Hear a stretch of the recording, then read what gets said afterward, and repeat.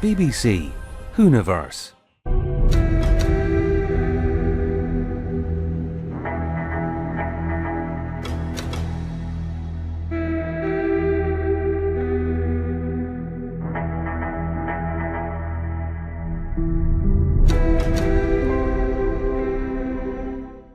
Big Finish has a lot of villains.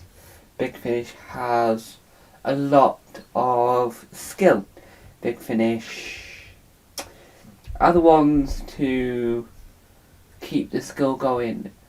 My favourite Big Finish villain, so this is all about villains in the world of Big Finish, but my favourite Big Finish villain has got to be the Weeping Angels, only because they're not an original to the world of Big Finish, I know, but what they are compared to most is they are a sort of interesting way of looking at villains in general within a sci-fi context, whether or not that's in visual sci-fi or radio sci-fi, which is an aspect that you really need to sort of look at, really, in a lot of ways.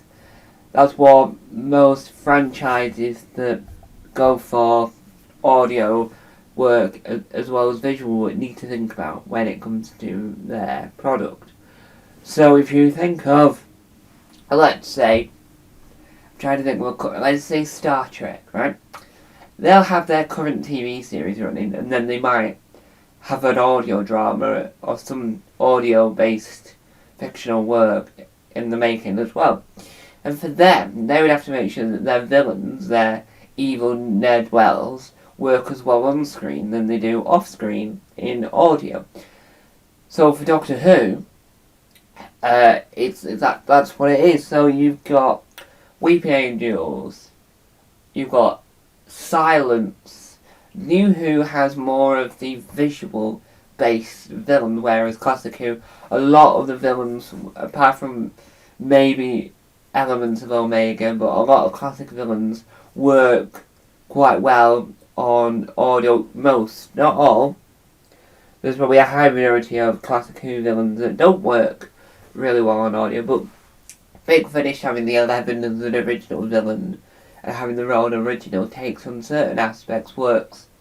I think that works really well from my point of view as a fan, as a non-creative for Big Finish. I think it works really well.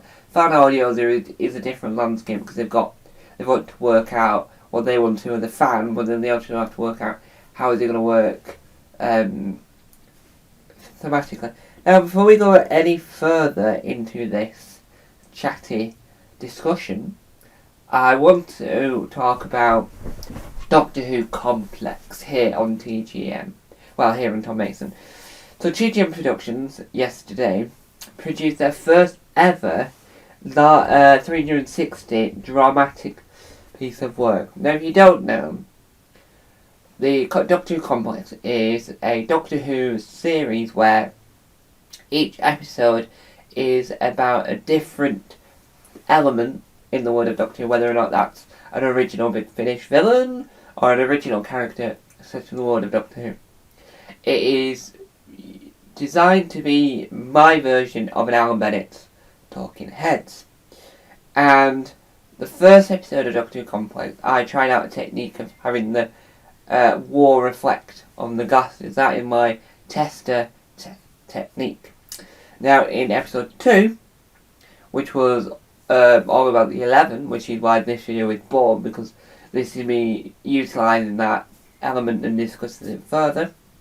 That was filmed on the Insta360 X5 that I opened on the 8th of June. It's in black and white.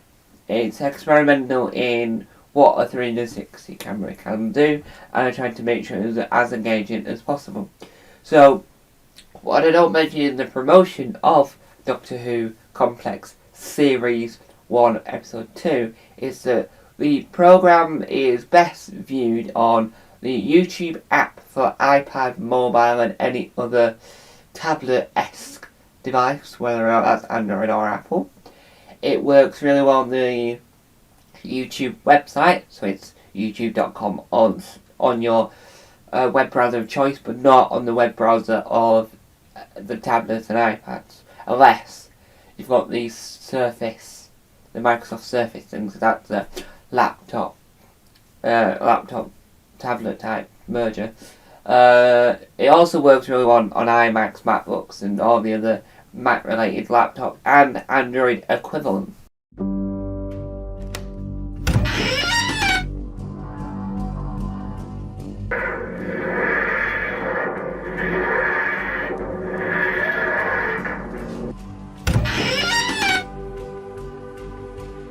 Don't forget to subscribe to the official Tom Mason YouTube channel.